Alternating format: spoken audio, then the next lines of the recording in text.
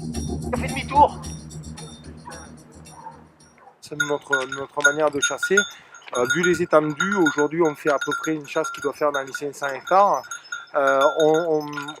500 hectares aussi, pourquoi? Parce que on est des chasseurs passionnés de chasse aux chiens courants, donc on aime bien que les chiens puissent découpler et lancer.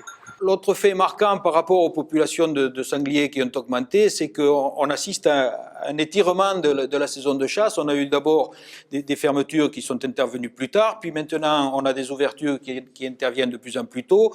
Depuis peu, on peut organiser des battues aux sangliers dans certaines conditions à partir du 1er juin.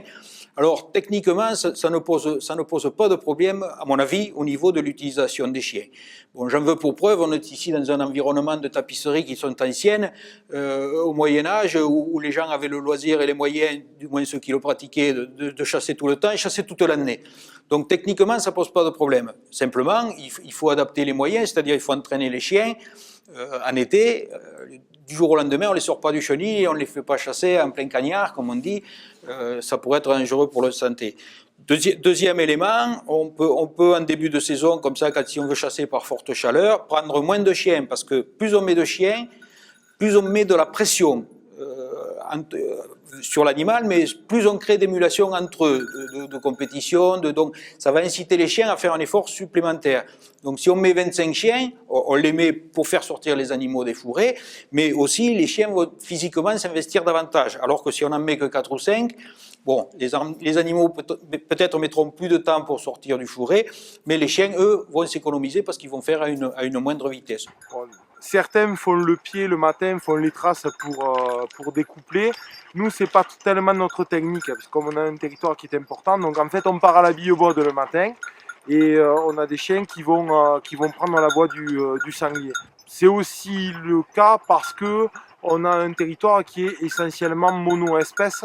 Donc en fait, quand on fait une chasse, on essaye de faire une sorte de U, on va dire, où systématiquement, il y a un côté qui est ouvert, c'est le côté où attaquent les rabatteurs. Et charge à nous de pousser les sangliers vers les lignes de poste. Et généralement, on essaye de mettre sur des postes clés un ou deux gars en retour, au cas où les sangliers forcent la ligne des rabatteurs. Et au cas où les rabatteurs n'arrivent pas à les tirer ou à les retourner. Ce qui est important quand on découple beaucoup de chiens comme ça, c'est qu'il y ait une homogénéité au niveau du train des chiens, c'est-à-dire au niveau de la vitesse. Ça ne sert à rien, par exemple, d'avoir des chiens qui mènent le même sanglier s'il y a des chiens sur 1 kilomètre de long. S'il y a 3 chiens qui sont en tête, et puis 10 chiens tous les 200 mètres, ça ne sert absolument à rien. Il faut qu'il y ait un paquet de chiens. Pour qu'il y ait une efficacité, c'est l'esprit de la meute, il faut que les chiens restent groupés.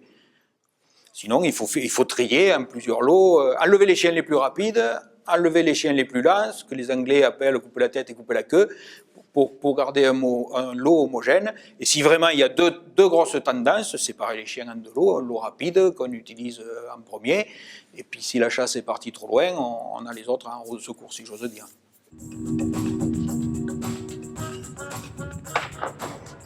Les rabatteurs en ont fait un là qui prenait en retour, et puis finalement qui a essayé de forcer la ligne, et puis c'est un collègue en rabattant qui l'a tué. Ouais.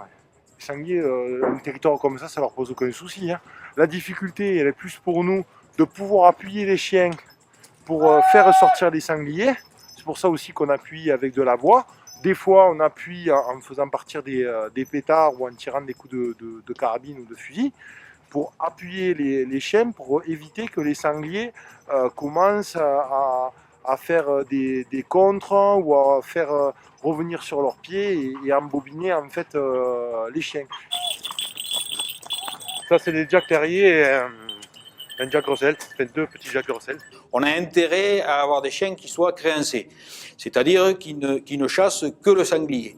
Bon, ça c'est un dressage spécifique, on a maintenant des moyens électroniques, des colliers, toutes ces choses qui facilitent un peu les choses, dans la mesure où le propriétaire des chiens a quand même les compétences pour dresser, parce qu'il ne faut pas croire que ce soit un remède miracle. Et par contre, on entend souvent faire l'amalgame entre chien créancé et chien de change. Ce sont 2 choses tout à fait différentes. Le chien créancé est un chien qui ne chasse qu'une espèce, ou plusieurs espèces, mais bien définie, c'est-à-dire un chien sanglier, l'idéal est qu'il ne chasse que le sanglier. Un chien de change est un animal qui va maintenir l'animal qu'il a lancé, quelle que soit son espèce, qui ne va pas changer d'animal, même dans la même variété, même dans la même espèce. C'est-à-dire que si on met un chien à sanglier à la boge ou à une brisée pour qu'il prenne le pied, il va aller à la boge, il va lancer son sanglier et il va garder ce sanglier-là, même si le sanglier traverse des compagnies, Donc, un chien créancé, lui, qui ne chasse que le sanglier, va pouvoir changer d'animal en cours de chasse. Le chien de change, normalement, garde son animal. Mais sincèrement, en matière de chasse à tir, le chien de change n'a pas vraiment d'utilité. C'est un chien qui a toute son importance en vénerie, où on veut forcer les animaux, c'est-à-dire les prendre par l'épuisement. Donc là, comme dit l'adage, il ne faut courir qu'un seul lièvre à la fois si on veut y arriver. Donc là, le chien de change a une réelle utilité.